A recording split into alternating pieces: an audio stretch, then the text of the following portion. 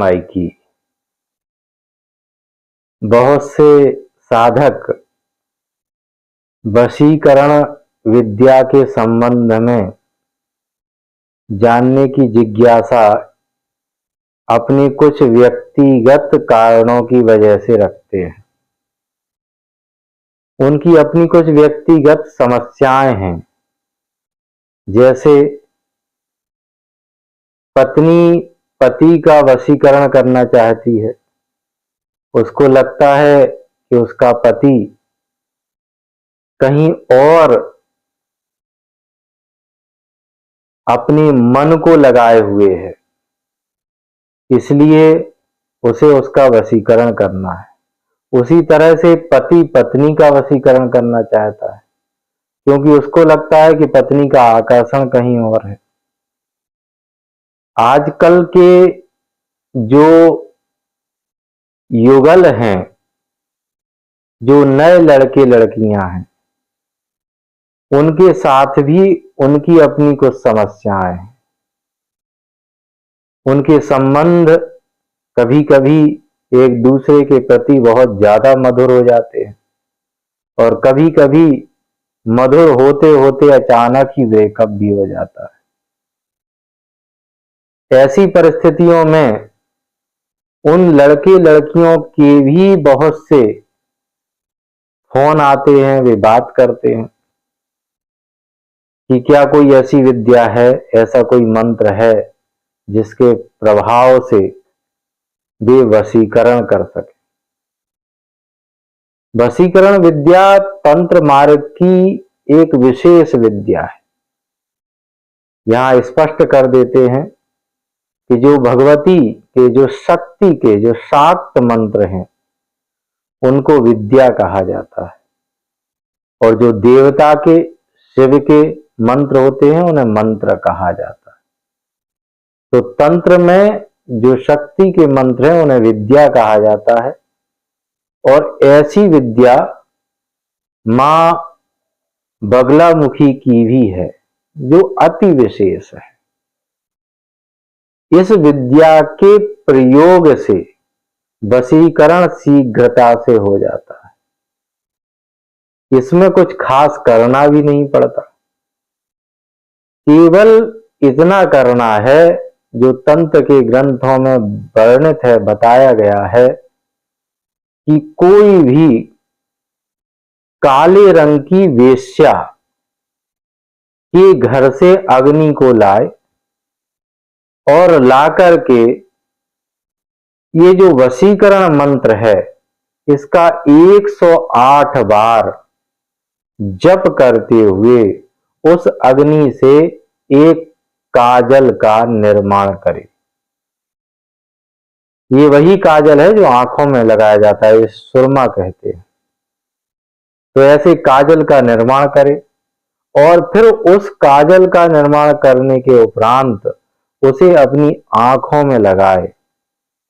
आंखों में लगाने के बाद ग्रंथों में ऐसा कहा गया है कि उस काजल को लगा लेने के बाद जिससे भी वह व्यक्ति आंखें मिलाता है, उसका वशीकरण हो जाता है। अब यह जो वशीकरण विद्या है, क्या यह सिद्ध है विद्या है? सभी को सिद्ध हो जाती है? सभी इसका लाभ ले सकते हैं? ले सकते हैं तो कैसे ले सकते हैं? और क्या सभी के मंत्र जप करने से यह पूरी हो जाएगी, उनकी अभिलाषा पूरी हो जाएगी, वशीकरण होने लगेगा? इसको पहले से पता लगाया जा सकता है? तो इसकी भी व्यवस्था तंत्र के ग्रंथों में की गई है। मां बगलामुखी का एक मंत्र स्वप्न विद्या का भी मंत्र है और इसकी भी बड़ी सरल विधि है। इसमें शनिवार या मंगलवार को जो मां बगलामुखी के साधक हैं, उनके भक्त हैं, जो उनकी निरंतर साधना करते रहते, वे पीताचार से युक्त होकर, पीले वस्त्र इत्यादि को धारण करके, पीताचार से युक्त होकर के सौभाग्यार्चन करें। सौभाग्यार्चन के ऊपर हमने पहले से ही एक वीडियो समर्पित कर रखा है, जिसकी लिंक आपको डिस्क्रिप्शन में प्राप्त हो जाएगी। तो भगवती का सौभाग्यार्चन करें। सौभाग्यार्चन करने के उपरांत जो मंत्र है स्वप्न विद्या का मां बगलामुखी का, उसका 108 बार जप करें और फिर वे शयन करें, तो उनको भगवती की कृपा से स्वप्न में शुभ अशुभ फल का ज्ञान हो जाता है, उनको उसका दर्शन होता है। तो जो वशीकरण मंत्र है वह सिद्ध होगा नहीं होगा, भगवती की इच्छा है या नहीं है, आपको करना चाहिए या नहीं करना चाहिए, उसके लिए यह स्वप्न विद्या बड़ी उपयोगी है। केवल इसी मंत्र के लिए उपयोगी हो ऐसा नहीं है। कोई भी साधना, किसी भी प्रकार का सिद्धि लाभ अगर साधक करना चाहता है या उसके मन में कोई विशेष प्रश्न है, तो वह इस स्वप्न विद्या से उस प्रश्न का उत्तर प्राप्त कर सकता है। जहां तक मंत्रों का प्रश्न है, यह साधना के मंत्र हैं, इसलिए इनको सार्वजनिक रूप से उच्चारित नहीं किया जा सकता। फिर भी किसी की अधिक जिज्ञासा है तो इससे संबंधित जो भी कुछ बताया जा सकता है वो आपको डिस्क्रिप्शन में प्राप्त हो जाएगा।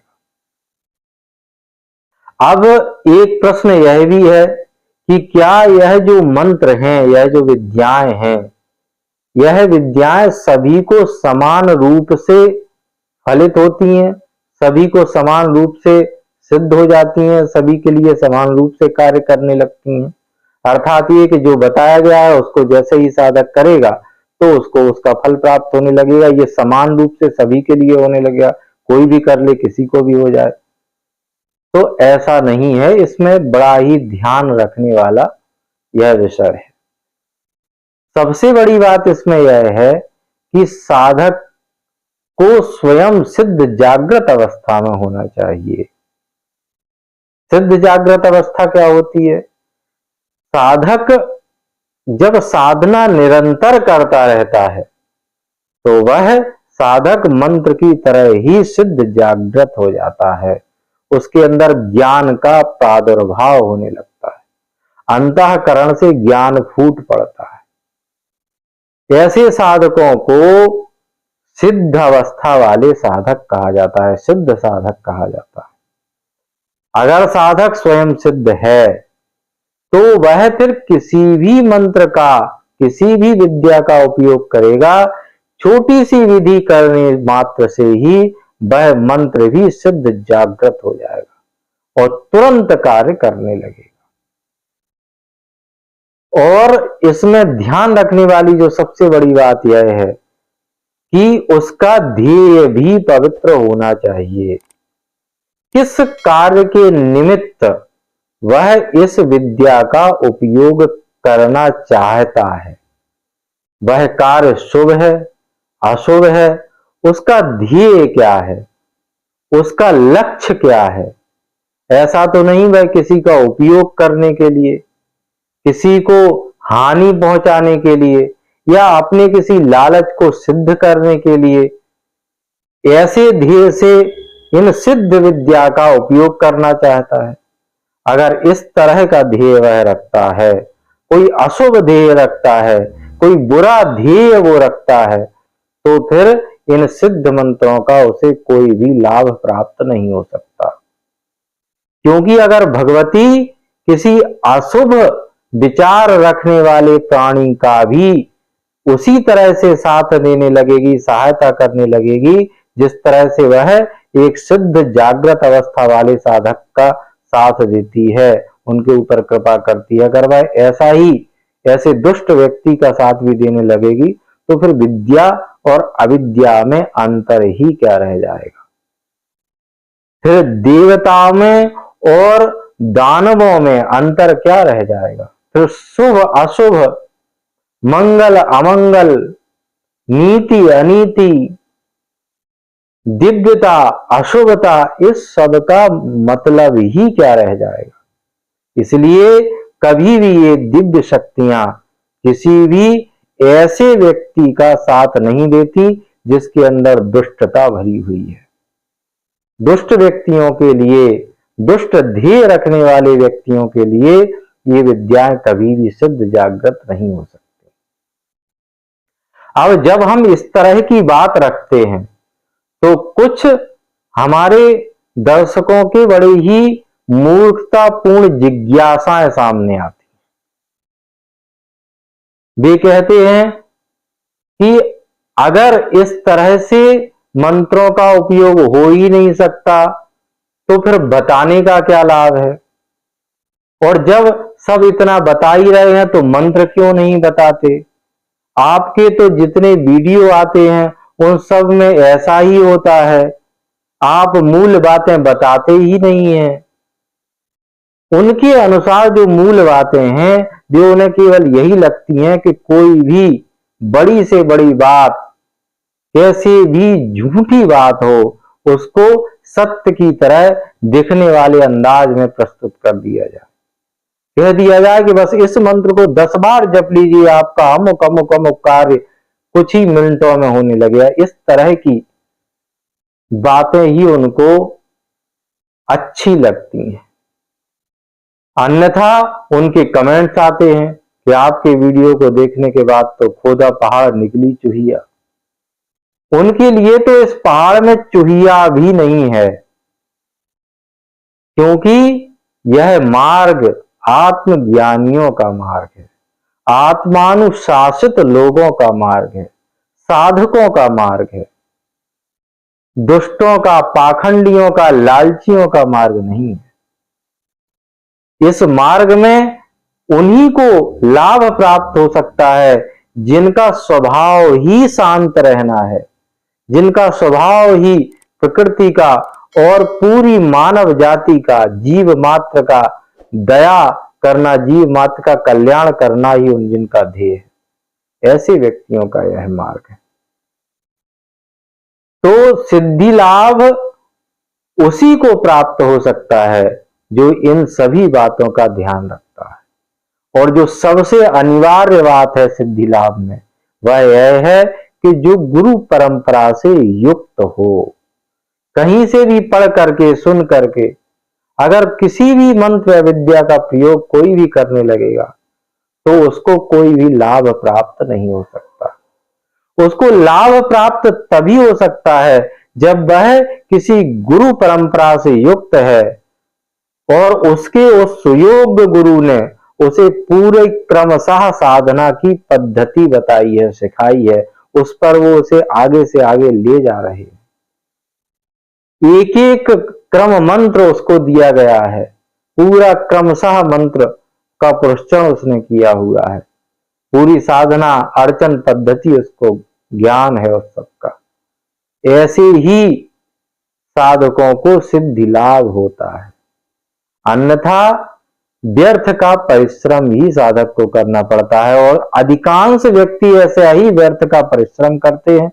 जब उन्हें कुछ भी प्राप्त नहीं होता तो वही फिर यह भी कहते हुए नजर आते हैं कि सबको करने से कुछ भी नहीं होता, यह सब तो झूठ है।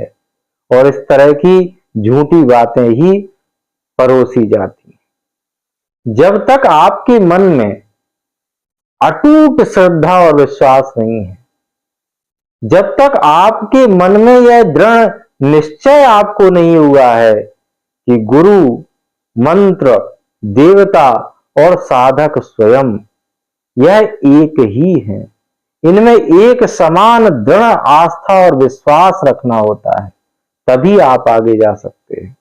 जब तक इस तरह की मनोवृत्ति का निर्माण आपका नहीं होता, आपके इस तरह के मनोभाव नहीं होते, तब तक आपको साधना में सिद्धि के लाभ के विषय में नहीं सोचना चाहिए। इसलिए अगर आपको सोचना है तो केवल इतना सोचें कि आपको साधना के लिए उपयोगी योग्य बनना है, और योग्य बनने के लिए केवल एक ही कार्य करना है, मंत्र मूलम गुरोर्वाक्यम। श्री सद्गुरु के जो आपके गुरु हैं उनके मुख से जो भी वाक्य निकल रहे हैं, जो वाक्य वो कह रहे हैं उन्हें मंत्र मूलक मानते हुए जीवन में उतारने का प्रयत्न करना है। अगर गुरु नहीं है तो आपको जो भी योग्य व्यक्ति नजर आता है उसके माध्यम से आगे बढ़ने का प्रयत्न करना है। फिर जैसे ही आप योग्य होंगे आपको योग्य गुरु भी प्राप्त हो जाए। तो कहीं से भी पढ़ सुन करके साधना ना करें।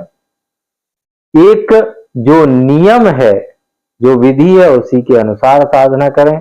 अवश्य सिद्धि लाभ प्राप्त होगा, भगवती की कृपा प्राप्त होगी और ऐसे वशीकरण मंत्र और जो स्वप्न विद्याएं हैं उनका ज्ञान होकर के उनका समुचित लाभ भी आप ले सकें। जय माई की।